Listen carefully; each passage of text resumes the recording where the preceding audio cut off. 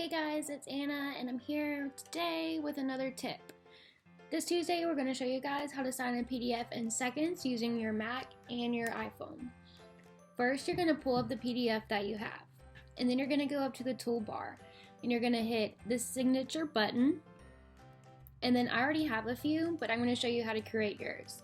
All you do is go to create signature, and then I'm going to use my iPhone, but you can just use your trackpad on your Mac.